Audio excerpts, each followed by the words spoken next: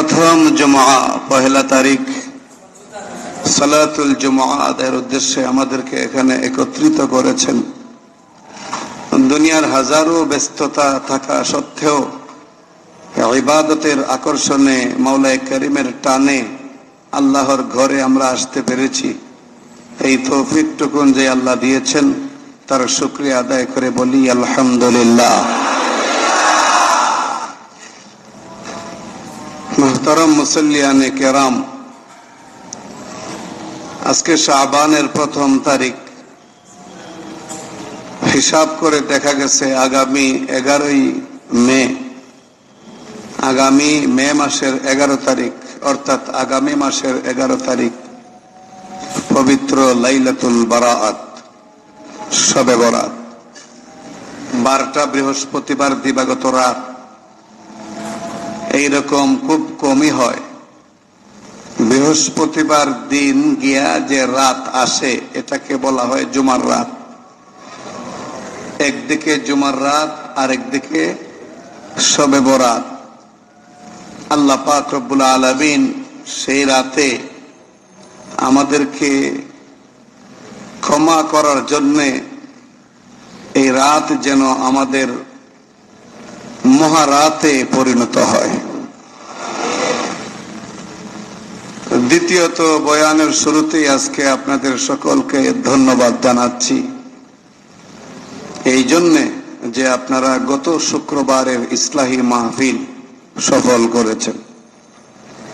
আপনারা উপস্থিত থেকেছেন, বিভিন্ন ভাই বিভিন্নভাবে সহযোগিতা করেছেন, যার ফলে আল্লাহর অশেষ মেহেরবানিতে মাহফিলটা এই কেরানীগঞ্জের মধ্যে সবচাইতে জাকজমক জমজমাট এবং সবচাইতে সুন্দর কোরআনের কথাগুলো বলার এক অপূর্ব পরিবেশ সেই মাহফিলে কায়েম হয়েছিল।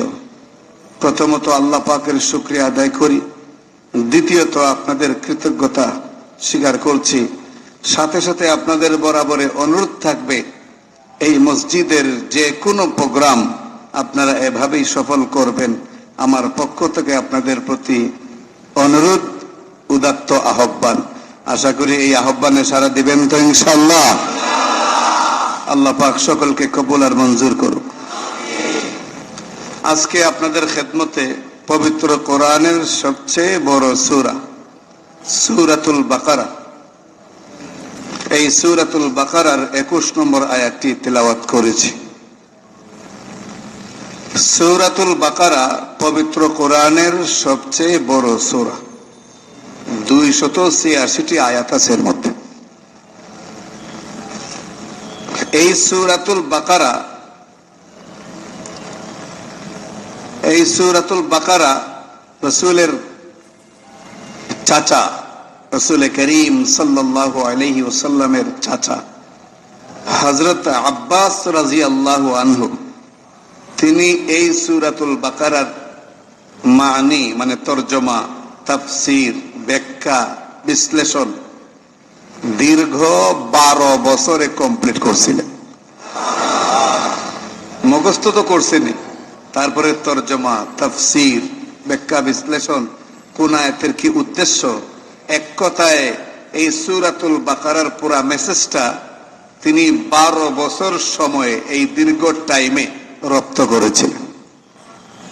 এবার বলুন, নবীজির যুগে, যেই যুগে ওহী নাজিল হয়েছে সরাসরি এবং রাসূলের আপন চাচা, সাথে সাথে আরবি ভাষাভাষী, এর পরেও সময় লাগছে কত বছর? আর আমরা 12 দিনে চাই কোরআন শরীফ কমপ্লিট করতে। 12 দিন কোন কোর্সে আসলেই মনে করি আমি মোটামুটি কামেল পীর হয়ে গেছি। এখন আর ইমাম সাহেব কি বুঝে? আমি সবচেয়ে বেশি বুঝি। এগুলি মূর্খতা, অজ্ঞতা, ভণ্ডামি। 12 বছর সময় লাগলো এই সূরাতুল বাকারা কমপ্লিট করতে। তাহলে অবশ্যই পবিত্র কোরআনের সবচেয়ে বড় সূরা হিসাবে এই আয়াতে আল্লাহ পাক রব্বুল আলামিন অনেক কিছু আলোচনা করেছে। কি কি আলোচনা করেছেন সবগুলো এই 1 ঘন্টার বয়ানে তো বলা সম্ভব না। শুনলেনই তো, 12 বছরে উনি রপ্ত করছিলেন, সেখানে গোটা সূরার মেসেজ 1 ঘন্টায় দেওয়া কি সম্ভব? কিছুটা আপনাদের সামনে পেশ করি। প্রথম দিকে, এই সূরার প্রথম দিকে আল্লাহ পাক কিভাবে আলোচনাটা বিন্যাস করেছে। এই সূরার প্রথম আয়াত থেকে 5 নম্বর আয়াত পর্যন্ত, অর্থাৎ প্রথম থেকে 5 নম্বর আয়াত পর্যন্ত মুমিন, মুত্তাকি, পরহেজগার, আল্লাহওয়ালা, জান্নাতি মানুষের আলোচনা করেছে। কোরআনের আলোচনা করেছেন। কোরআন যে দ্ব্যর্থকণ্ঠে চ্যালেঞ্জ ঘোষণা করেছে গোটা দুনিয়ার প্রতি, সেটাও এই 5 আয়াতের ভিতরেই একদম প্রথম আয়াতে আল্লাহ পাক চ্যালেঞ্জ করে এটা প্রমাণ করেছেন। কোরআনই হলো একমাত্র এমন এক কিতাব, এমন এক গ্রন্থ, এমন এক পুস্তক যার মোকাবেলা করার শক্তি দুনিয়ার শুরু লগ্ন থেকে শেষ পর্যন্ত কারো নাই। এরপরে ইলমে গাইবের কথা বলছেন, তারপরে নামাজ, রোজা, হজ, যাকাতের কথা বলছেন। এক কথায় এগুলো মুত্তাকি, পরহেজগার মানুষের গুণাবলী, আল্লাহওয়ালা মানুষের সিফাত, এগুলো ভালো মানুষের বৈশিষ্ট্যাবলী হিসাবে আল্লাহ পাক এই 5 আয়াতের মধ্যে আলোচনা করেছে।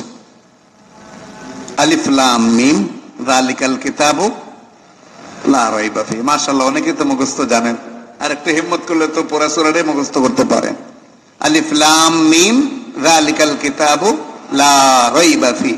আলিফ লাম মিম যালিকাল কিতাবু লা রাইবা ফিহি। যালিকাল কিতাব, এই কিতাব, এই কিতাব মানে কোরআন, এই কিতাব মানে কি? যালিকাল কিতাব লা রাইবা ফিহি, এর মধ্যে কোনো সন্দেহ নেই। লা রাইবা, রাইবা মানে সন্দেহ, আশঙ্কা, কোন রকম ভুল বুঝাবুঝির মানে এই সুযোগ এই কিতাবে নাই। ফিহি, এই কিতাবে নাই। দেখেন, একদিকে ফিহি দিয়ে আবার কিতাবের দিকে ইঙ্গিত করছেন, আবার যালিকাল দিয়ে কিতাবের দিকে ইঙ্গিত করেছেন। তার মানে হলো এমন কিতাব, এমন মহা মর্যাদা মণ্ডিত কিতাব, যেই কিতাবের সমকক্ষ দুনিয়াতে আর কোন কিতাব। হুদাল্লিল মুত্তাকিন, আল্লাহ বলেন যে মুত্তাকি যারা, পরহেজগার যারা, তাদের জন্য গাইডলাইন, অর্থাৎ মুত্তাকি মানুষরা হেদায়েত পাবে এই কিতাবের অনুসরণে। সুবহানাল্লাহ।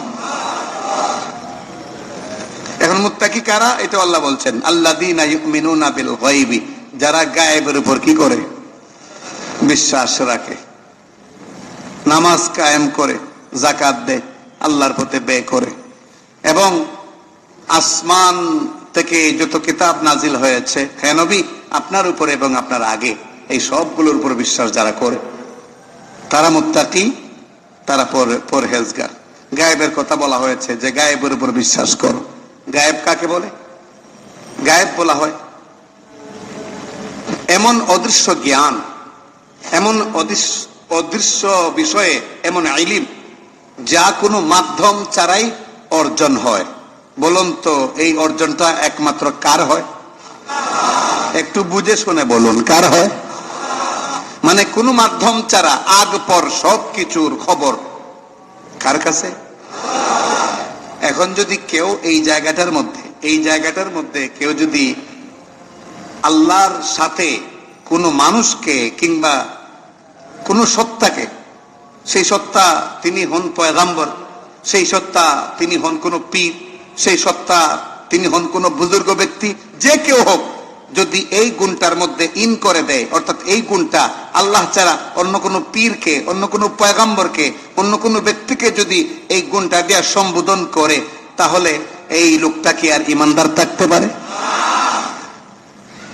তাহলে আমাদের সমাজে বহু লোক এমন আছে কিনা যারা এই গাইবের ইলমটা একমাত্র আল্লাহ ছাড়াও কোন সময় কোন পয়গম্বরের ক্ষেত্রে সেটা বলে যে আছে, ওনারও গায়েবের ইলিম আছে। আবার কোন ওলিয়া আউলিয়ার ব্যাপারেও বলে যে ওনারও গায়েবের ইলিম আছে। এমন লোক সমাজে আছে না নাই? এইবার ফতোয়া আমি দেব না, এই ফতোয়া দেওয়ার জন্য আমার মানে উদ্যোগ নেওয়ার কোনো প্রয়োজন নাই। আপনারাই এই ফতোয়া দেওয়ার জন্য যথেষ্ট। এই লোকটা হক্কানি নাকি কি? এই লোকটা কি? কোন সন্দেহ? এতে কোনো সন্দেহ নেই।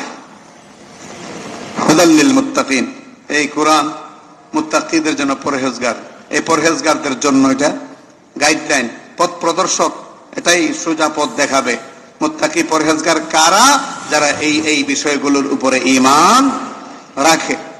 এরপরে আল্লাহ এই 5টা আয়াতের শেষে বলেন এই গুণাবলী যাদের মধ্যে থাকবে, অর্থাৎ গায়েবের উপর বিশ্বাস, নামাজ কায়েম করবে, আল্লাহ যা দিয়েছেন তার উপরে সে তা থেকে ব্যয় করবে, এবং পূর্ববর্তী কিতাবগুলোর উপর বিশ্বাস করবে, আল্লাহর পয়গম্বরদের উপর বিশ্বাস করবে, এই গুণাবলীগুলো যাদের, আল্লাহ বলেন উলাইকা হুমুল মুফলিহুন, এরা হইল কামিয়াব। এরা কি কামিয়াব? বক্তব্য পরিষ্কার। এখন যদি আমরা এগুলো মানি যথাযথভাবে, তাহলে আমরাও কামিয়াব। আলহামদুলিল্লাহ বলবেন না? আর যদি যথাযথ না মানি, বরং মহব্বতের বার্তা যদি মোহাম্মদের ব্যাপারে, মহব্বতের মাত্রা যদি মোহাম্মদের ব্যাপারে, মোহাম্মদ সাল্লাল্লাহু আলাইহি ওয়াসাল্লামের ব্যাপারে কোন সময় বেশি বাইরা যায়, আর এতে কইরা যদি আল্লাহর গুণটা নবীকে দিয়া মনে করি আশিকে রাসূল হয়েছি, কশিন কালেও আশিকে রাসূল তাকে বলা হয় না, তাকে বলা হয় শয়তানের এজেন্ডা বাস্তবায়নকারী। এরকম বহু লোক সমাজে আছে। গায়েবের মালিক একমাত্র আল্লাহ, হাজির নাজির একমাত্র আল্লাহ, গায়েবের মালিক একমাত্র আল্লাহ, হাজির নাজির একমাত্র আল্লাহ। সবচেয়ে খুশির ব্যাপার হলো আপনাদের জন্য আজকের তাফসিরে যে আয়াতগুলো আছে, এই তাফসিরে আলিমুল গায়ব, হাজির নাজির, নবী মাটির তৈরি না নূরের তৈরি, এই সমস্ত বিষয়ে তাফসিরের মধ্যে আছে।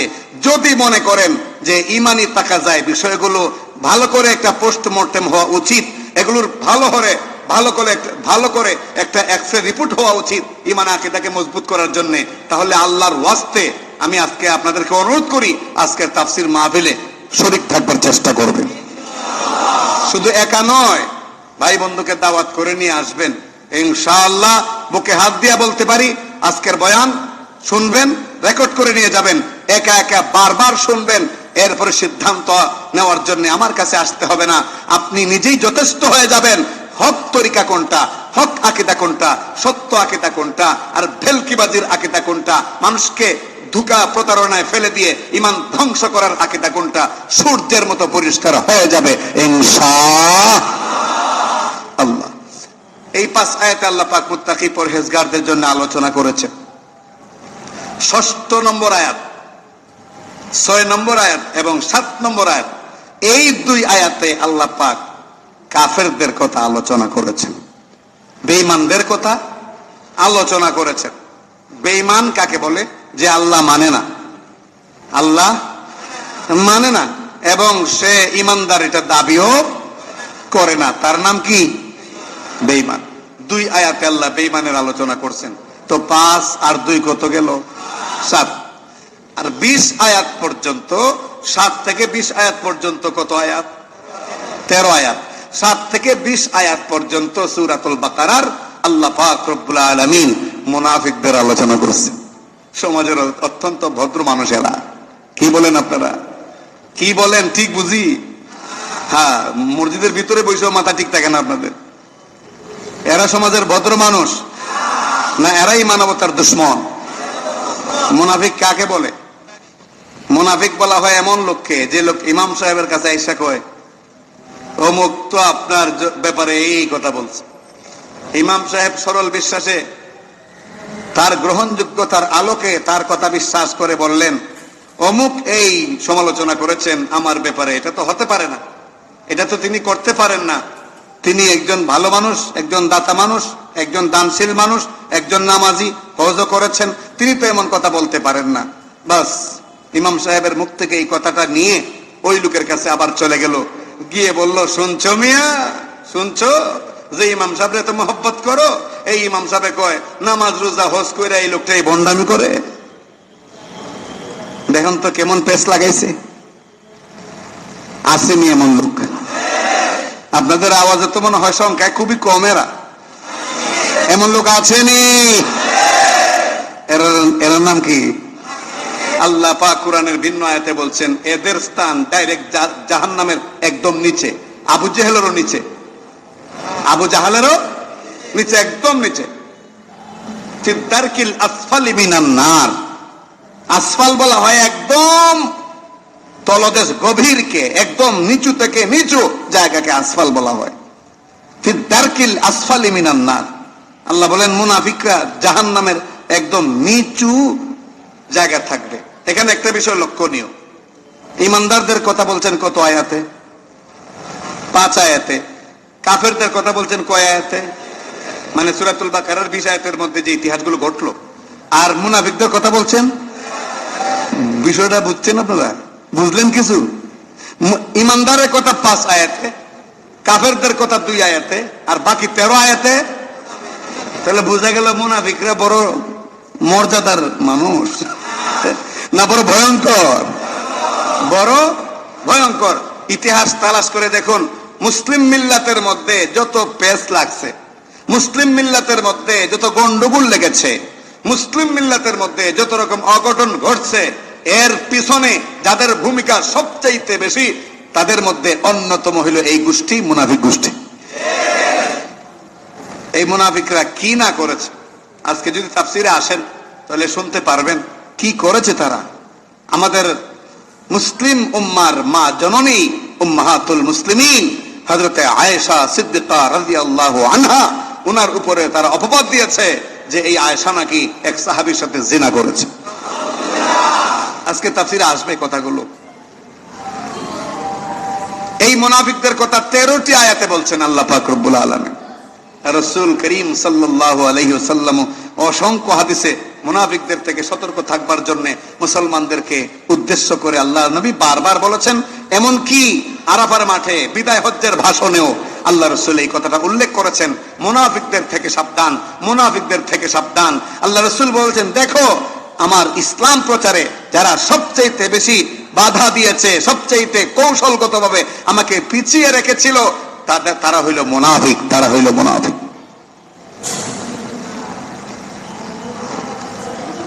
এই 20 আয়াত পর্যন্ত গেল ইতিহাস। এবার আসুন আজকে যে আয়াত তেলাওয়াত করেছি, কত নম্বর আয়াত? 21 নম্বর আয়াত। আল্লাহ পাক রব্বুল আলামিন বলে, ইয়া আইয়ুহান নাস উবুদু রাব্বাকুমুল্লাযী খালাকাকুম والذين من قبلكم لعلكم تتقون। ইয়া আইয়ুহান নাস 20 আয়াত পর্যন্ত কখনো সম্বোধন করলেন ইমানদারদেরকে, কখনো বললেন কাফেরদেরকে, কখনো বললেন লম্বা দীর্ঘ টাইম 13 আয়াত পর্যন্ত মুনাফিকদেরকে। এইবার এককভাবে মুমিনদেরকেও নয়, এককভাবে মুনাফিকদেরকেও নয়, এককভাবে কাফেরদেরকেও নয়, এইবার আল্লাহ সমষ্টিগতভাবে সমস্ত মানুষকে আল্লাহ পাক রব্বুল আলামিন সম্বোধন করে বলেন, ইয়া আইয়ুহান নাস, হে মানব মণ্ডলী, উবুদু রাব্বাকুম, তোমরা ইবাদত করো তোমাদের রবের। আল্লাযী খালাকাকুম, যিনি তোমাদেরকে সৃষ্টি করেছেন। আমাদেরকে কে সৃষ্টি করেছে? ওয়াল্লাযীনা মিন ক্বাবলিকুম, শুধু তোমাদের কি সৃষ্টি করেন নাই, তোমাদের আগে যারা ছিল আদম নবী থেকে ঈসা নবী পর্যন্ত, তাদেরকেও কে সৃষ্টি করেছেন? আল্লাহ। লাআল্লাকুম তাত্তাকুন, ইবাদত করো এই জন্য যে আশা করা যায় যে তোমরা জাহান্নামের আগুন থেকে বাঁচতে পারবে, তোমরা মুত্তাকি হতে পারবে, পরহেজ মানে থাকতে পারবে জাহান্নামের আগুন থেকে, জাহান্নামের আগুন থেকে। এরপরে আল্লাহ পাক তার নিজের পরিচয়টা আরো একটু পরিষ্কার করে দিলেন। আল্লাহর পরিচয়ের কোনো অভাব আছে? আল্লাহর পরিচয়ের কোনো অভাব? আল্লাহর সানা হামদের কোনো সীমাবদ্ধতা নেই, আল্লাহর প্রশংসার কোনো সীমাবদ্ধতা নাই। পবিত্র কোরআনে সূরা কাহফে আল্লাহ বলছেন, কুল্লাউ কানাল বাহরু মিদাদাল্লি, খুব সুন্দর করে আল্লাহ পাক বলছেন, গোটা দুনিয়ার সমস্ত সাগরের পানিগুলো যদি কালি বানাও, আর দুনিয়ার সমস্ত বৃক্ষরাজিকে কেটে কেটে যদি কলম তৈরি করো, তাহলে সব এই দুনিয়ার সমস্ত বৃক্ষরাজি গাছপালা দ্বারা তৈরি এই কলম একদিন শেষ হয়ে যাবে লিখতে লিখতে, সমস্ত সাগরের সব পানি একদিন শেষ হয়ে যাবে লিখতে লিখতে, কিন্তু আমি আল্লাহর প্রশংসা গুণগান লিখে কখনো শেষ করতে পারবে না। তো আল্লাহর প্রশংসার কোন সীমাবদ্ধতা নাই। আল্লাহ পাক রব্বুল আলামিন বলেন, এবার আমার ব্যাপারে কিছু শোনো, আমি কি করেছি, আমার পরিচয়টা জেনে নাও। আমার পরিচয় জানলে কোন ভণ্ডের পায়ে সেজদা করা আদৌ তোমাদের পক্ষে সম্ভব হবে না। আমার পরিচয় সঠিকভাবে জানলে আমার দরবার ছেড়ে কোন ভণ্ডের দরবারে গিয়া দুনিয়ার কোন চাহিদা পূরণ করার চেষ্টা করবে না। আমার পরিচয় জানলে কোন ভণ্ডের কাছে গিয়া তোমরা কোন স্বার্থ হাসিল করার চেষ্টা করবা না। কারণ যখন আমার পরিচয় ভালো করে পাবে, আমার এই আইডেন্টি, আমার পরিচিতি ভালো করে লাভ করতে পারবে, তখন সব কাজে সব কিছুতে আমি আল্লাহকেই তোমরা ডাকবে। الذي جعل لكم الأرض فراشا والسماء بناء وأنزل من السماء ماء وأنزل من السماء ماء فأخرج به من الثمرات رزقا لكم فلا تجعلوا لله أندادا وأنتم تعلمون الذي جعل لكم الأرض فراشا। কত সুন্দর কথা। শোনো, এই যে বললাম তোমরা তোমাদের রবের ইবাদত করো, রবের ইবাদত করো, তার মানে হলো আমি এমন ইঙ্গিত করলাম, আমি আল্লাহ ইচ্ছা করলে বলতে পারতাম ইয়া আইয়ুহান নাস উবুদুল্লাহ, বলতে পারতাম না? আল্লাহ বলতে পারতেন না ইয়া আইয়ুহান নাস উবুদুল্লাহ, তোমরা আল্লাহর ইবাদত করো? আল্লাহ বলতে পারতেন তোমরা তোমাদের এই সৃষ্টিকর্তার খালেকের ইবাদত করো। এরকম আল্লাহর 99টা নামের অন্য কোনো যে কোনো নাম উল্লেখ না করে এখানে রব নামটা কেন উল্লেখ করলেন? মুফাসসিরিনে কেরাম বলেন আল্লাহর 99টা নামের মধ্যে রব নামটাই এমন যেই নামের মধ্যে আল্লাহর সবগুলো গুণাবলী প্রবেশ করা আছে। খুব ওজনদার নাম, খুব ওজনদার নাম। রব কাকে বলে?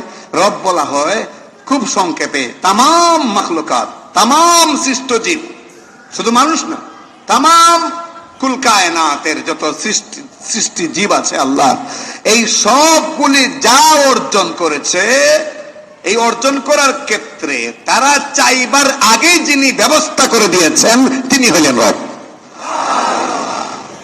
চাইবার আগেই যিনি ব্যবস্থা করে। আল্লাহু আকবার। এক সময় বিজ্ঞান নিয়ে যারা গবেষণা করত তারা উল্টাপাল্টা কথা বলতো। বিজ্ঞান নিয়ে, সায়েন্স নিয়ে যারা গবেষণা করত মাঝে মধ্যে তারা উল্টাপাল্টা বলতো। তারা বলতো, অনেকের বক্তব্য উক্তিও এমন আছে, দেয়ার ইজ নো গড, আল্লাহ বলতে কিছু নাই, এগুলি বলতো। কিন্তু এখন বিজ্ঞান যত প্রশস্ত হচ্ছে, বিজ্ঞানের জ্ঞান গরিমা যত পরিধি, যত বিস্তৃতি লাভ করছে, তত আল্লাহ যে আছেন, আল্লাহ যে মহান, আল্লাহর কুদরত যে সবচাইতে বড়, আল্লাহর শক্তি যে সব পাওয়ারের ঊর্ধ্বে, সেটা সূর্যের মতো বিজ্ঞানের প্রসারতার সাথে সাথে সেটাও পরিষ্কার হইতেছে। ঠিক না? রব কাকে বলে? যিনি চাইবার আগে সবকিছু দেন। আমরা চাইতে শিখেছি কখন? চাইতে শিখেছি তো যখন বড় হয়েছি তখন। এর আগে তো কিছু বলতে পারি না, এর আগে কিছু বলতেই আমরা পারি নাই। 5-6 বছর বয়স হওয়ার পরে তখন কিছুটা বুঝ শুরু হয়েছে, তখন বলতে পারি এইটা সেইটা। তাও আল্লাহর কাছে বলতে হবে, এই জ্ঞান হয় নাই। আব্বা আম্মা, আম্মু এটা দাও, আব্বু এটা দাও, এটা বলতে পারি। রবকে চিনেছি আরো পরে। তো এর আগে যে আল্লাহ হাত দিলেন, এর আগে যে আল্লাহ 2টা চোখ দিলেন, এর আগেই মায়ের পেটেই যে আল্লাহ পাক অঙ্গ প্রত্যঙ্গ গুলো দিলেন, অঙ্গ প্রত্যঙ্গ গুলো দিলেন, এর জন্য কি আমরা চেয়েছি? চাইনি। আপনি ছোট বাচ্চাটাকে কোন আকলে নিয়ে আসলেন বলেন? এই ছোট বাচ্চাটা কিছুক্ষণ পরে ঘুমিয়ে যাবে, তখন কোথায় রাখবেন? এই কাজ কখনো করবেন না, তাও বসছেন একদম সামনে। মুহতারাম হাজিরিন, তো সব কিছু চাওয়ার আগেই আল্লাহ পাক আমাদেরকে দান করেছেন, তিনি হলেন রব। এজন্য রবের দিকে আল্লাহ পাক ইঙ্গিত করেছে। এইবার আল্লাহ পাক 22 নম্বর আয়াতে কি বলতেছেন শুনুন, আল্লাযী জাআলা লাকুমুল আরদা ফিরাশা। এই যে রবের কথা বললাম, রবকে তার পরিচয় লাভ করো। কে তোমাদের রব? শুধু রব রব বলে আহ্বান করো, কিন্তু রবের তাৎপর্য বুঝো না, জানো না। রে দুনিয়ার মানুষ, রব কাকে বলে শোনো। রব তো হলেন তিনি যিনি আল্লাযী জাআলা লাকুমুল আরদা ফিরাশা, যিনি জমিনকে তোমাদের জন্য জাআলা লাকুম, জাআলা তৈরি করেছেন, লাকুম তোমাদের জন্য, ফিরাশা বিছানা। যিনি জমিনকে তোমাদের জন্য বিছানা স্বরূপ বানিয়েছেন, তৈরি করেছেন। আপনারা বলুন তো, জমিনে পাহাড় আসেনি? পাহাড় পর্বত আছে না নাই? মানুষের বসবাস সাধারণত সমতল ভূমিতে, ঠিক কিনা? সাধারণত কোথায়? সমতল ভূমিতে। কিন্তু এর পরেও যারা পাহাড়ে বসবাস করেন, যেমন সৌদি আরবের রাজকীয় যে বাসভবন, সেটা নাকি পাহাড়ের উপরে। এরকম বিভিন্ন জায়গায় পাহাড়ের উপরে বিভিন্ন ভাবে সুন্দর করে খোদাই করে বাড়িঘর নির্মাণ করে সেখানে বসবাস করা হয়। কিন্তু বসবাসটা কি খুব সহজ না অনেক ঝামেলাপূর্ণ? সিঁড়ি ব্যবহার করতে হয়, আর না হয় কোনো ব্যবস্থায় উঠতে হয়, ওঠার সময় কষ্ট হয়। অর্থাৎ সমতল ভূমিতে বসবাসে যতটা আরাম, পাহাড় পর্বতে বসবাসে ততটা আরাম নাই। আল্লাহ পাক রব্বুল আলামিন বলেন, আমি দয়া করে জমিনটাকে তোমাদের বসবাসের জন্য সমতল ভূমি বিছানা তৈরি করে দিছি। বিছানা, বিছানা সমতল হয় কিনা? আপনাদের বাসা বাড়ির বিছানা কিরকম হয়? সমতল। সমতল ভূমিতে পরিণত করেছি, অর্থাৎ বিছানা বানাই দিছি। আল্লাহ যদি এই কাজটা না করতেন, তাহলে যে কথাগুলো আগে বললাম, বিভিন্ন দেশে পাহাড় কেটে তারা বাড়ি ঘর করেছে, 1, 2টা 5, 10টা 20টা 100টা বাড়ি ঘর করতে কি পরিমাণ খরচ, কোটি কোটি টাকার খরচ। মানে থাকতে উপযোগী করতে, তাও পূর্ণ উপযোগী নয়, আংশিক। সেই জায়গার মধ্যে গোটা জমিনটা যদি এরকম হইতো, পাহাড় পর্বত আর কাইটা কাইটা যদি বসবাসের ব্যবস্থা করা লাগতো, উপায়টা কি হইতো?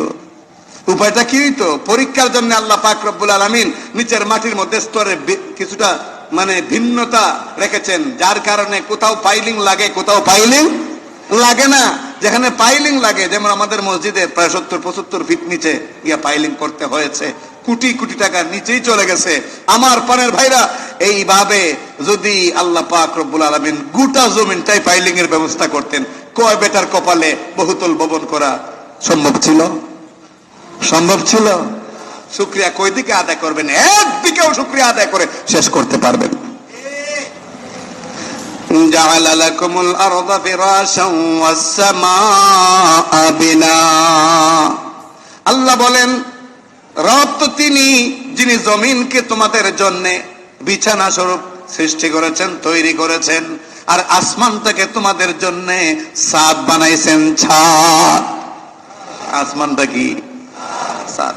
আসমানটা যদি না থাকতো, অনেকে ভাবতেছেন না থাকলে আরো সুন্দর হইতো, দেখতাম উপরে কি আছে, দেখতেন উপরে কি আছে, বরদাস্ত করতে পারতেন না, থাকতে পারতেন না জমিনে, কারণ ঊর্ধ্ব জগতের সেই তীব্রতা জমিনকে ছারখার করে দিত। الذي جعل لكم الأرض فراشا والسماء بناء, যিনি আসমানকে কি বানাইছেন? ছাদ। وأنزل من السماء ماء, আর যিনি আসমান থেকে তোমাদের জন্য পানি বর্ষণ করে। হ্যাঁ, সুবহানাল্লাহ, জুড়ে বইলে তো লাভ নাই, কারণ আপনারাও তো ছাদের মধ্যে টাঙ্কি বসায় পানি পান। মনে মনে ভাবতেছেন এটার ক্যারিসমাটিক কি হতে পারে, আমরাও তো ছাদের মধ্যে পানি বসাইয়া, এই টাঙ্কি বসাইয়া সেখান থেকে পানি দিয়া 10 তলা 9 তলা 15 তলা গোটা সব বিল্ডিং এ পানি পৌঁছাইয়া দেই। আল্লাহ আসমান থেকে পানি বর্ষণ করেন, আমরাও আমাদের ছাদ থেকে পানি ফেলি। হ্যাঁ, এই ধারণা করে তো আরো বিষয়টাকে বোঝা সহজ, বিষয়টাকে তো বুঝার সহজ। আল্লাহ পাক রব্বুল আলামিন বলেন, যিনি আসমান থেকে তোমাদের জন্য পানি বর্ষণ করেন, এরপরে ফাআখরাজা বিহি মিনাস সামারাতি রিজকাল লাকুম। আল্লাহু আকবার।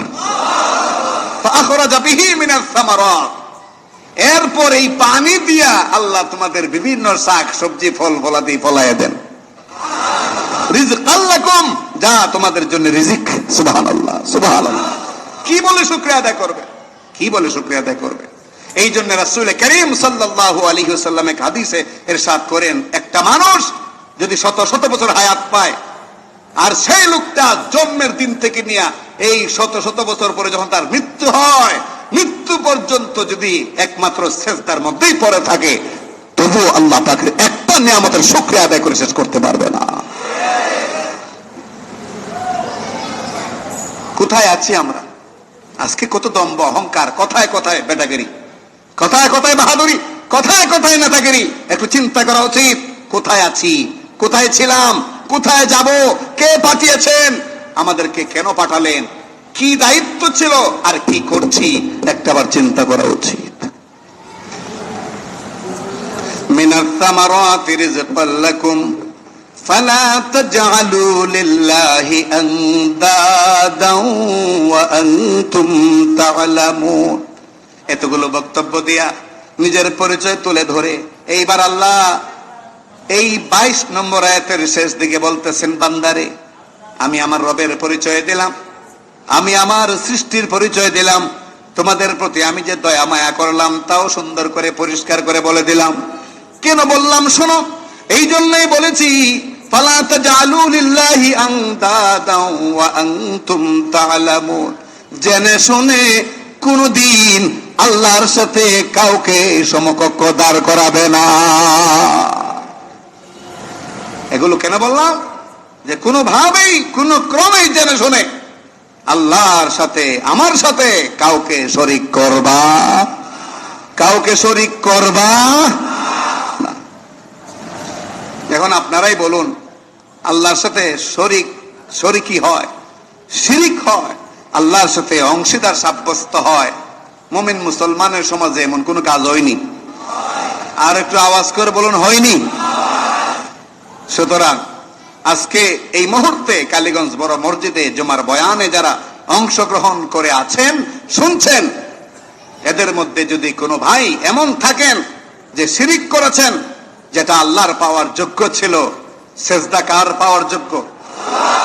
সেটা আল্লাহকেও করেছেন, পীর বাবাকেও করেছেন, সেটা আল্লাহকেও করেছেন, বটগাছের সামনেও করেছেন, সেটা আল্লাহকেও করেছেন, আবার রিকশার পেডেলকেও করেছেন, সেটা আল্লাহকেও করেছেন, আবার সেই ব্যবসার দাঁড়িপাল্লাকেও করেছেন।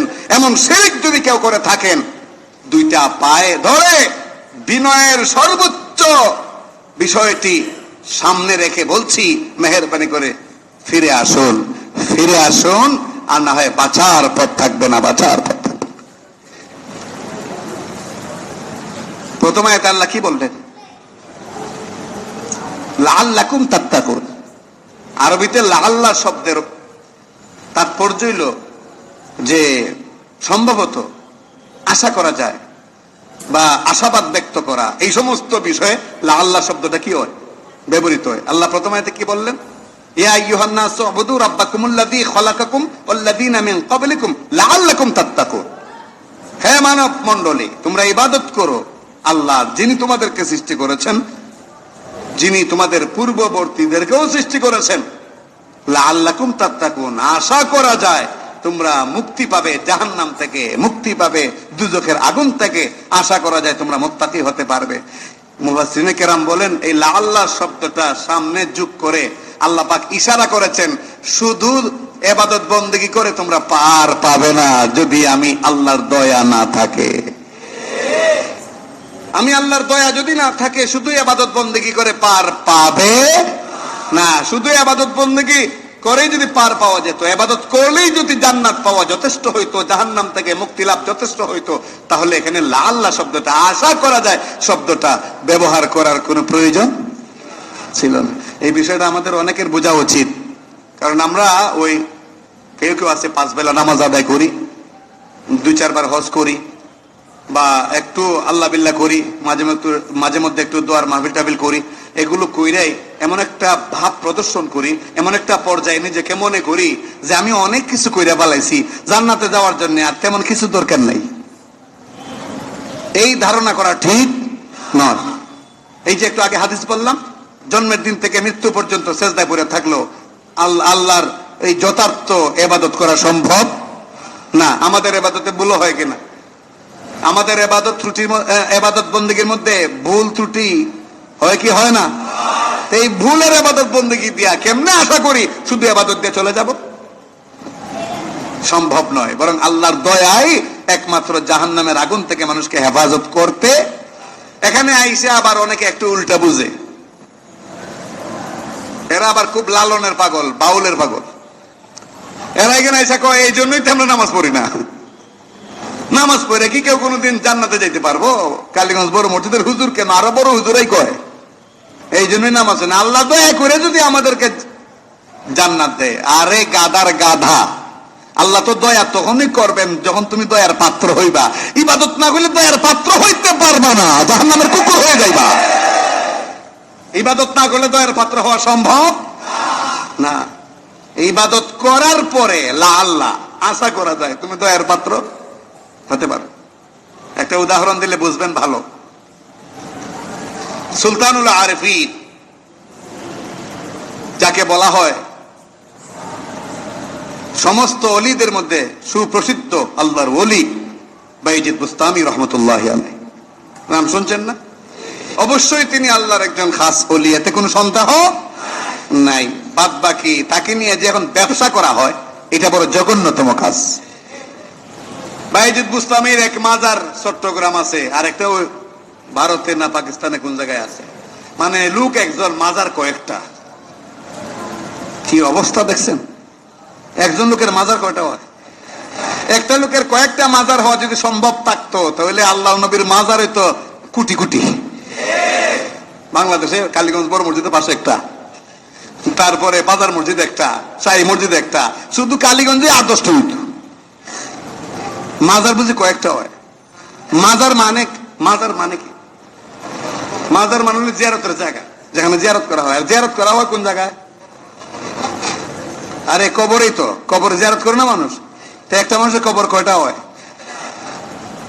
হ্যাঁ, তবে যদি এমন হয় হাত পা কাইটা এক জায়গায়, মাথা কাইটা এক জায়গায়, পেট কাইটা এক জায়গায়, এটা ভিন্ন জিনিস। এটা মাজার বলা হবে না, এটা বলা হবে বিচ্ছিন্ন বিক্ষিপ্ত শয়তানি কর্মকাণ্ড। বাইজিদ বুস্তামি নিঃসন্দেহে আল্লাহর ওলি ছিলেন, কিন্তু তাকে কেন্দ্র করে মাজার খোলে নারী পুরুষের অবাধ চলাচলের মাধ্যমে বিভিন্ন কর্মকাণ্ড যা করা হচ্ছে সব শয়তানি কর্মকাণ্ড, এতে কোনো সন্দেহ। সেই বাইজিদ বুস্তামি রহমতুল্লাহি আলাইহির জীবনের একটা চমৎকার সুপ্রসিদ্ধ ঘটনা কিতাবে পাওয়া যায়। তিনি ইন্তেকালের পর তাকে জিজ্ঞেস করা হলো, উনার সমসাময়িক আরেক আল্লাহর ওলি স্বপ্নে দেখলেন তাকে। স্বপ্নে দেখে জিজ্ঞেস করলেন, ভাই বাইজিদ, আল্লাহ পাক তোমার সাথে কি আচরণ করলেন? মরণের পরে আল্লাহর সাথে দেখা হইব তো? আওয়াজে তো মনে হয় তেমন ইচ্ছা টিচ্ছা নাই। হইব ইচ্ছা থাকলেও আর ইচ্ছা, তবে আমরা কেউ অনিচ্ছা নই, আমরা সবাই সবার ইচ্ছা মুলাকাত যেন রবের সাথে হয়, আর সেই মুলাকাত যেন হয় নাজাত পাওয়ার মুলাকাত।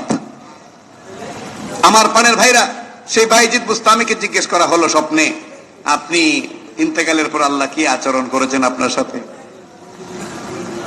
বাইজিদ বুস্তামি রহমতুল্লাহি আলাইহি বললেন, ও ভাই, আল্লাহ পাক এক আজব আচরণ পেশ করেছেন আমার ব্যাপারে। আল্লাহ পাক আমার সাথে অত্যন্ত আশ্চর্যজনক এক ঘটনা ঘটিয়েছেন। আল্লাহ পাক রব্বুল আলামিন দয়া করে আমাকে ক্ষমা করেছেন।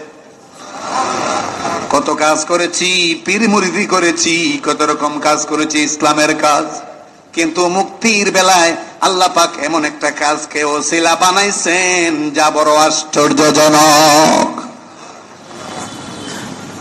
রে ভাই শোনো, আমি যখন ইন্তেকাল করলাম, কবরে রাখার পরে আমাকে প্রশ্ন করা হলো, আমার জন্য কি নিয়ে এসেছো? কবরের প্রশ্ন তো আছে, এই প্রশ্ন তো সবাইকে করা হবে। এরপরে স্পেশাল প্রশ্ন আছে আল্লাহ পাকের পক্ষ থেকে। তবে এখানে একটা বর্ণনা আমাদের জেনে রাখা উচিত। স্পেশাল বর্ণনা আল্লাহ পাকের তাদের জন্যই হবে যাদেরকে আল্লাহ পাক মাফ করার একটা লিস্ট করে রাখছে। বাইজিদ বুস্তামি বলেন, আমি যখন আখিরাতে গেলাম, বরজখে গেলাম, আলমে বরজখে কবরে, আল্লাহ পাক রব্বুল আলামিন বললেন, তুমি আমার জন্য কি নিয়ে এসেছো? আমি চিন্তা করলাম কি বলবো।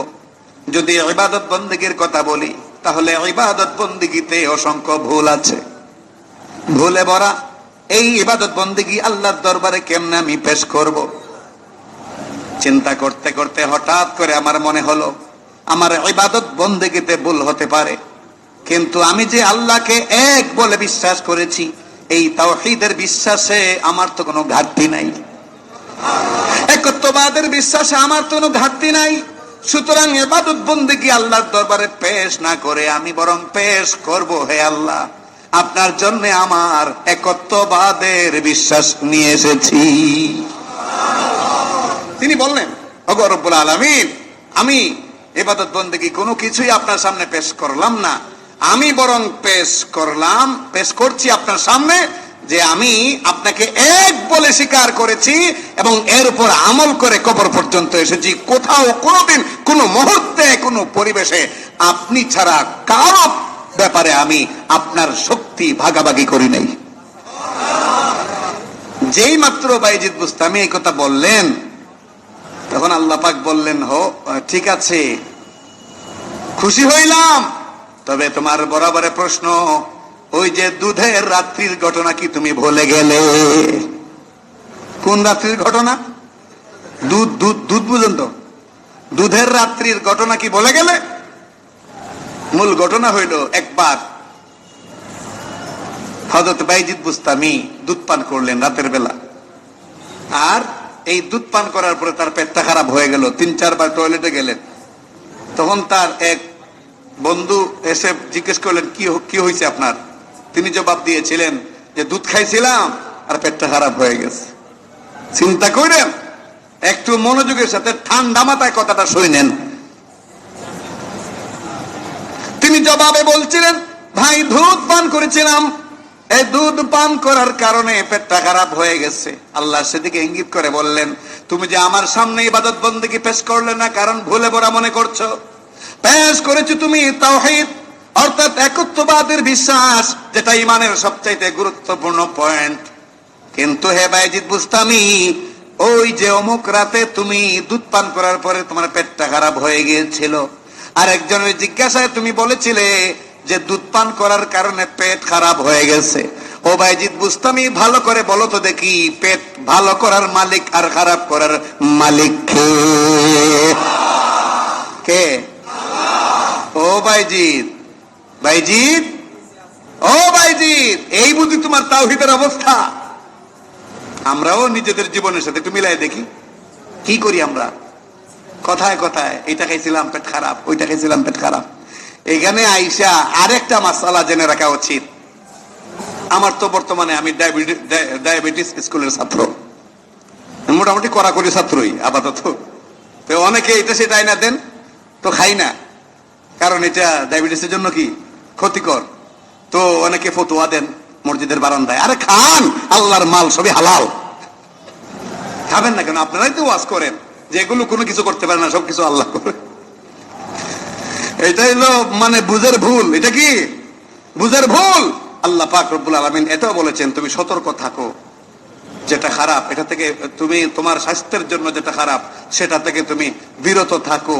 এই যেটা আমার স্বাস্থ্যের জন্য একদম জানাশোনা খারাপ, সেটা এই বলে খাওয়া, আল্লাহ হেফাজত করব, এটার নাম পরহেজগারি নয়, এটার নাম তাকওয়া নয়, এটার নাম হইলো কি বলে, এটার নাম হইলো এই বৈরাগ্যবাদ। এটার নাম কি? বৈরাগ্যবাদ। এটা বৈরাগীদের কাজ, কাম কাজ কিচ্ছু করে না, এই গিয়া পয়রা তাকে মাজারে বুজারে কয় আল্লাহ বলে খাওয়াইব। এটা ইসলামে নাই, জায়েজ। যাই হোক, আল্লাহ পাক বললেন, ও বাইজিদ, দুধের রাতের ঘটনা ভুলে গেলা? তুমি মিয়া সেদিন কইলা যে দুধ পান করার কারণে তোমার পেট খারাপ হয়েছে। দুধের বাপের ক্ষমতা আছে? দুধ মানে পেট খারাপ করা? পেট ভালো রাখার মালিক, খারাপ করার মালিক আল্লাহ। বাইজিদ বুস্তামি তখন চুপ হয়ে গেলেন, আর কোনো কথা বলতে পারলেন না। আল্লাহ পাক বললেন, কি ব্যাপার, চিন্তায় পড়ে গেলে? তবে নিশ্চিন্ত থাকো, তোমাকে জাহান্নামে দেব না। রে বাইজিৎ শুনে রাখো, অনেক নামাজ আদায় করেছো, অনেক তাফসীর করেছো, অনেক ওয়াজ করেছো, অনেক নেক আমল করেছো, কিন্তু আজকে মুক্তির জন্য আমি তোমার ব্যাপারে তোমার একটা কাজকে গ্রহণ করেছি। রে বাইজিৎ, একদিন শীতকাল চলছিল একবার, ওই শীতকালে শীতের সময় একদিন একটা বিড়াল সে শীতে জবুতবু হয়ে তোমার খাটের নিচে বারবার দৌড়াদৌড়ি করছে, তোমার ঘরের ফ্লোরে বারবার দৌড়াদৌড়ি করছে, আর শীতে জবুতবু হয়ে সে কাঁপছে। এই দৃশ্যটা দেখে মহব্বত করে দয়া প্রদর্শন করে ওই বিড়ালটাকে তুমি তোমার লেপের নিচে জায়গা দিয়েছিলে। আমার একটা সৃষ্টিকে তুমি মহব্বত করেছিলে, ওই কাজটার মধ্যে তোমার ইখলাস ছিল 100 ভাগ 100 ভাগ। এজন্য আমি তোমাকে ক্ষমা করে দিয়েছি, যাও তুমি মাফ পেয়ে গেছো,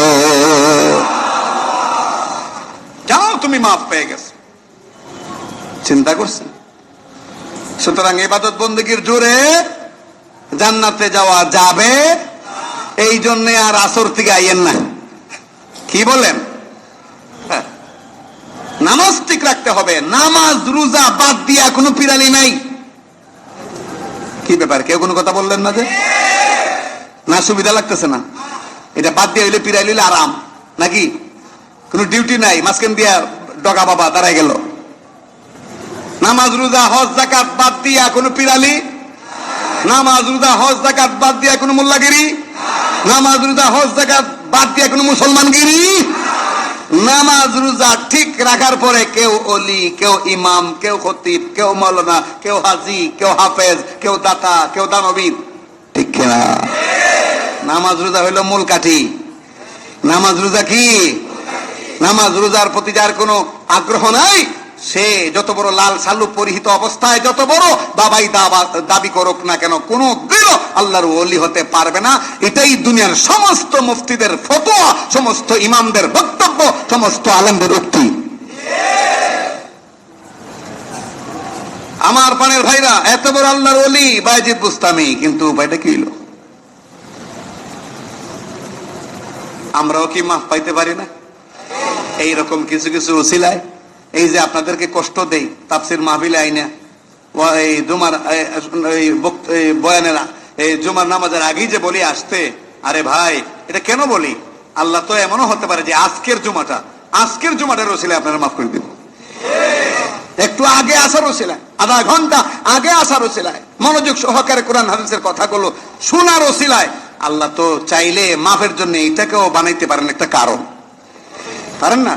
এই জন্য খুব কেয়ারফুল থাকবেন, ছোট্ট কোনো কাজকেও, নেকির কাজকে অবহেলা করবেন না। আমরা অবহেলা করব না। কিতাবের মধ্যে পেয়েছি এক ডাকাত সারা জিন্দগি ডাকাতি করেছে, তার ভয় এলাকার কোনো মানুষ ঘরে থাকতে পারে নাই, কিন্তু হঠাৎ করে রাস্তা দিয়ে হেঁটে যাওয়ার সময় বৃষ্টি হচ্ছে, বৃষ্টির মধ্যে পানি দিয়ে ভেসে যাচ্ছে একটা কাগজের টুকরা, ওই কাগজের টুকরাটার মধ্যে লেখা বিসমিল্লাহির রহমানির রহিম, আরবিতে লেখা বিসমিল্লাহির রহমানির রহিম। এই কাগজের টুকরাটা সে সংরক্ষণ করেছে বুকের মধ্যে, ভালো করে এটাকে মুছে পরিষ্কার করে বুকের মধ্যে একদম জামার ভিতরে সংরক্ষণ করে মায়ের কাছে নিয়ে বলছে, মা একটা জিনিস নিয়ে এসেছি, আমি তো জানি না এটার মধ্যে কি লেখা, তবে আরবি লেখা। দিল মায়ের সামনে। আমার পানের ভাইরা, মা দেখলেন এটার মধ্যে আল্লাহর কালাম বিসমিল্লাহির রহমানির রহিম, যেই আয়াতের মধ্যে 3টা নাম আছে আল্লাহর। মা বললেন, বাবারে তুমি তো আল্লাহর ওলি হয়ে যাবে, আমি দোয়া করে দিলাম। আল্লাহর নাম তুমি সংরক্ষণ করেছো, সুতরাং আল্লাহ তোমাকে কখনো অবহেলা করতে পারেন না, তুমি আল্লাহর ওলি হয়ে যাবে। আমার প্রাণের ভাইরা, ইতিহাস বলে সেই ব্যক্তিটা আল্লাহর ওলি হয়ে গেছে। সেই লোকটা আল্লাহর ওলি কোন ছিল? আল্লাহ কারে মাফ করে দে বলা যায় না। সুতরাং আজকের তাফসির মাহফিলে আল্লাহ পাক ক্ষমা করবেন, মাফ করবেন, এই বরকতে কোরআনের তাফসির মাহফিলে এসেছি। এখানে কোনো গল্প গুজব হয় না, এখানে কোনো গান বাদ্য হয় না, এখানে অযথা সময় পাস করা হয় না, বরং কোরআনকে সামনে নিয়ে মানুষের ঈমান, আকীদা, আমলকে শুদ্ধ করার জন্য কোরআন হাদিস যা বলে সেটা প্রকাশ করা হয়। এই মর্মে আল্লাহ যেন মাফ করেন, ক্ষমা করেন। আমি যাব, আর যদি আইসা পড়েন, আল্লাহর কি শক্তি নাই যে আপনি তাফসির মাহফিলে শরীক হওয়ার কারণে আল্লাহ আপনারা মাফ করে দেব? আল্লাহর কি শক্তি নাই? সবাইকে দাওয়াতটা পৌঁছাই দিবেন তাফসির মাহফিলের। আর এই মা বোনদের, সংশ্লিষ্ট মা বোন যাদের আছেন তাফসির মাহফিলের শ্রোতা, তাদেরকেও দাওয়াতটা পৌঁছাই দিবেন। অনেকে চরকালীগঞ্জ থেকে আসেন, এদিকে যারা আছেন তারাও দাওয়াতটা পৌঁছাই দিবেন, চতুর্দিকে যারা আছেন। আর চরকালীগঞ্জের কথা যেহেতু বলছি, তখন এই মনে পড়ে গেল, রাস্তাটা কাটা, মাঝখানে কালভার্টের কাজ চলছে।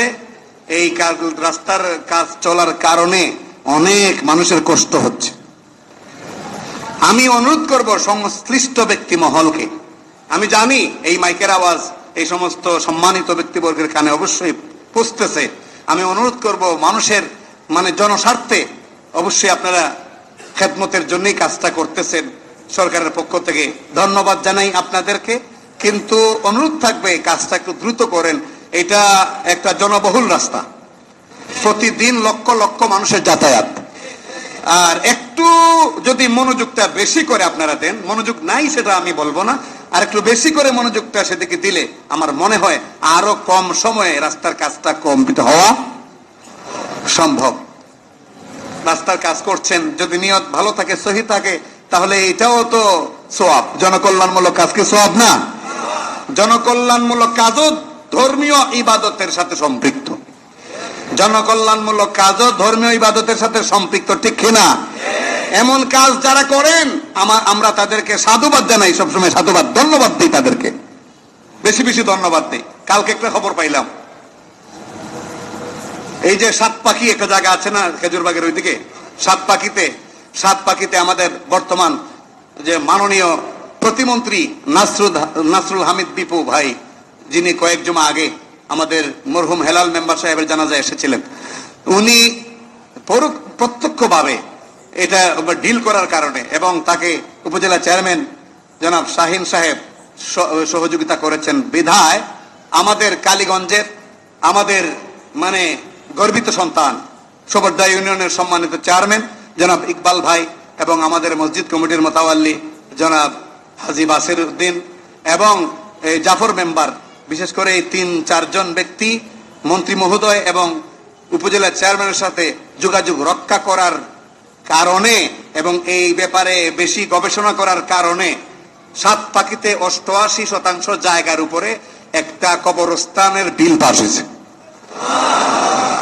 এই এলাকায় একটু প্রশস্ত কবরস্থানের বড় দরকার, কারণ কালীগঞ্জ আমাদের যে সামনে যে গোরস্থানটা আছে বড় কবরস্থান, এটার মধ্যে কিন্তু এখন জায়গা নাই, অনেক কষ্ট করে কবর দিতে হয়। অনেক ক্ষেত্রে দেখা যায় নির্দিষ্ট সময়ের আগেই এক কবরের উপরে আরেক কবর বাধ্য হয়ে দিতে হয়। আর এখানে যেটা আছে এটা তো প্রায় পারিবারিকের মতো, এটাতে খুব সীমিত আকারে দাফন করা হয় লাশ। তো সাত পাখিতে এই কাজটা হয়েছে, আমি গতকালকে শুনছি, তো আমি চিন্তা করে দেখলাম সত্যিকার অর্থে এই কাজটা একটা ভালো উদ্যোগ। কি বলেন আপনারা? এই কাজটা অবশ্যই নিঃসন্দেহে একটা ভালো উদ্যোগ। এই সমস্ত ভালো ভালো কাজ করুন, এই সমস্ত ভালো ভালো কাজ করুন যা মানুষের কল্যাণে আসে, উপকারে আসে। দেখবেন মানুষ ইচ্ছা করলেও এই সমস্ত কাজ যারা করে তাদেরকে ভুলবে না, ইচ্ছা করলেও ভুলতে পারবে না। তো ধন্যবাদ জানাই তাদেরকে। এবং সাথে সাথে আমি বলবো এমন কোন বিধান যাতে করা না হয় যে শুধু সাত পাখির লোকেরা এখানে দাফন করবে, কালীগঞ্জের লোকেরা যেতে পারবে না, এমনটি যাতে না হয়, বরং আশপাশের এলাকার মানুষের সেখানে দাফন করার যেন অনুমতি থাকে। এই পরামর্শটা আমি দিলাম। আর যারা এই কাজে সম্পৃক্ত মন্ত্রী মহোদয়ের থেকে নিয়ে আমাদের মুতাওয়াল্লি সাহেব পর্যন্ত সকলকে ধন্যবাদ জ্ঞাপন করলাম। তো আগামী তাফসীর, আজকে তাফসীরে আসবেন তো ইনশাআল্লাহ সবাই? আল্লাহ পাক সকলকে কবুল করুন, আসার জন্য তৌফিক দান করুন। আজকে অনেকে দোয়া চেয়েছেন, ইনশাআল্লাহ তাদের জন্য দোয়া হবে। মুশাররফ হুসাইন নামে আমাদের এক বিদেশগামী এই যুবক, তিনি দোয়া চেয়েছেন। মরহুম আব্দুল মজিদ নামে আমাদের এক প্রাক্তন মুরব্বী এই এলাকার, ওই যে যুবক শাহিনের বাবা, ইকবাল ভাইয়ের বাবা, উনি আজ দুনিয়াতে নাই, তার জন্য দোয়া চাওয়া হয়েছে, ইনশাল্লাহ দোয়া হবে। আমাদের আমিন স্যার, যিনি আমাদের দাখিল মাদ্রাসার সম্মানিত টিচার, উনি খুব অসুস্থ, মিটফোর্ড হাসপাতালে আছেন, দোয়া চেয়েছেন, ইনশাল্লাহ দোয়া হবে।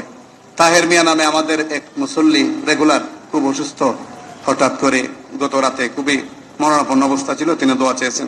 আরেক ভাই বিলাল মিয়া, তিনি অসুস্থ। এইভাবে আরো অনেকে অসুস্থ আছেন, দোয়া চেয়েছেন, ইনশাল্লাহ তাদের জন্য দোয়া হবে। আরেক ভাই দোয়া চেয়েছেন। তার বাবা ইন্তেকাল করছেন, ইনশাআল্লাহ দোয়া হবে।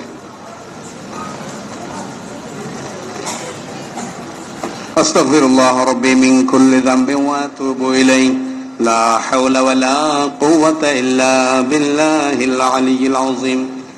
আস্তাগফিরুল্লাহ রাব্বি মিন কুল্লি যামবিন ওয়া আতুবু ইলাইহি লা হাওলা ওয়ালা কুওয়াতা ইল্লা বিল্লাহিল আলিয়্যিল আযীম। আল্লাহুম্মা সাল্লি আলা সাইয়্যিদিনা ওয়া নাবিয়্যিনা ওয়া শাফিঈনা ওয়া হাবিবিনা ওয়া মাওলানা মুহাম্মদ সাল্লাল্লাহু আলাইহি ওয়া আলা আলিহি ওয়া আসহাবিহি ওয়া বারাকা ওয়া সাল্লাম। আলহামদুলিল্লাহি রাব্বিল আলামিন।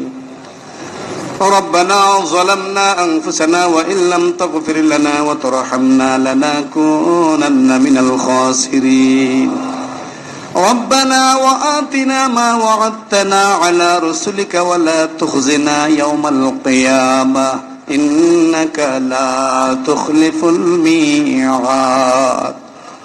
اللهم اغفر لنا ولوالدينا رب ارحمهما كما ربياني صغيرا رب ارحمهما كما ربياني صغيرا. আয় আল্লাহ তাআলা, আয় রব্বুল আলামিন, রহমতের মাস, বরকতের মাস, মাগফিরাতের মাস রমজান। সেই রমজানের আগে রহমত, বরকত, মাগফিরাত বান্দার ভাগ্যে নির্ধারণ করার যে উপযুক্ত সময়, সেটা হলো শাবান মাসের 14 দিবাগত রাত, সেই শবে বরাত। আয় আল্লাহ তাআলা, এই শবে বরাত যেই মাসে, শাবান মাসে, ওই শাবানের আজ 1 তারিখ জুমার দিন, মাবুদ তোমার দরবারে তোমার হাজার হাজার পাগল বান্দাদেরকে নিয়া আমি অধম গুনাহগার 2টা হাত বাড়াইছি। আল্লাহ দয়া করে ইমাম মুসল্লি নির্বিশেষে সকল মুসল্লি, সকল ইমানদার যারা এই মুহূর্তে আছেন মসজিদের এরিয়ার ভিতরে, আয় আল্লাহ আমাদের সকলকে মেহেরবানি করে মাফ করে দাও। রব্বুল আলামিন, ইবাদত বন্দেগী করে জান্নাত পাওয়া যাবে না, ইবাদত বন্দেগীর জুড়েই কেবল জান্নাত লাভ করা যাবে না, কথাটা আমার নয়, কোনো আলেমের নয়, তোমার নবীর কথা। আয় আল্লাহ, এমন কি তোমার নিজেরও বক্তব্য আছে কোরআনে। রব্বুল আলামিন, এই বক্তব্য যখন শুনি আমরা ভয় পেয়ে যাই। আল্লাহ, এমনি তো ইবাদত বন্দেগীর পরিমাণ বড় কম, আবার যদি এই ইবাদত বন্দেগীর মধ্যে ত্রুটি বিচ্যুতি থাকে তাহলে তো আরো চিন্তার বিষয়। আয় আল্লাহ, এজন্য তোমার কাছে ফরিয়াদ করি, বেশি বেশি ইবাদত করার তৌফিক দাও, নির্ভুল ভাবে ইবাদত করার তৌফিক দাও। তবে এই ইবাদতের জোরেই আমরা জান্নাতে চলে যাব আমরা বিশ্বাস করি না, বরং আমরা বিশ্বাস করি তোমার রহমত ছাড়া জান্নাতে যাওয়া যাবে না। আয় আল্লাহ, তোমার রহমত দিয়ে আমাদেরকে, আল্লাহ তোমার রহমতের বৃষ্টি দিয়া বৃষ্টি দিয়ে আমাদেরকে সয়লাভ করে দাও। তোমার রহমতের বৃষ্টি দিয়ে আমাদের পাপী শরীরটারে তুমি পাক করে দাও। আয় আল্লাহ, তোমার রহমতের বৃষ্টি দিয়ে আমাদেরকে পবিত্র করে দাও, আমাদের সমস্ত গুনাহ মাফ করে দাও। কবিরা গুনার জন্য তওবা করছি, আর করব না। আল্লাহ মেহেরবানি করে কবিরা গুনাহ মাফ করে দাও। রব্বুল আলামিন, তোমার অনেক বান্দা দোয়া চেয়েছেন। মরহুম আব্দুল মজিদ মিয়াজ দুনিয়াতে নাই, তার সন্তানেরা দোয়া চেয়েছেন। আল্লাহ তার কবরটা জান্নাতের বাগান করে দাও। কোরআন খতম সহ আরো বিভিন্ন সওয়াবের সানি করা হয়েছে, আল্লাহ এগুলো মঞ্জুর করে নাও। আমাদের হাজী মরহুম হেলাল উদ্দিন মেম্বার সাহেব দুনিয়াতে নাই, আল্লাহ তুমি তাকেও মাফ করে দাও। রব্বুল আলামিন, এই কালীগঞ্জের যত মুরব্বী দুনিয়া থেকে বিদায় হয়ে গেছেন, আয় আল্লাহ যাদের অক্লান্ত পরিশ্রমে আজ মসজিদ মাদ্রাসা দিন দিন উন্নতির দিকে, আল্লাহ তুমি তাদেরকে মাফ করে দাও, কবরগুলো জান্নাতের টুকরা বানায়া দাও। বর্তমানেও চুল পরিমাণও যারা মসজিদের কল্যাণে ব্রত, যারা মসজিদের কাজে ব্যস্ত, যারা মসজিদের উন্নতিতে খুশি, আল্লাহ তুমি তাদেরকেও মাফ করে দাও। আল্লাহ মসজিদে যারা জুমার নামাজ আদায় করেন, বিভিন্ন ধর্মীয় বিভিন্ন অনুষ্ঠানে আসেন, আল্লাহ তাদের সকলকে মাফ করে দাও। আয় আল্লাহ, আমাদের মধ্যে যারা বিভিন্ন রোগে আক্রান্ত, আল্লাহ মেহেরবানি করে রোগ ভালো করে দাও। আয় আল্লাহ, যে যে রোগের কথা উল্লেখ করে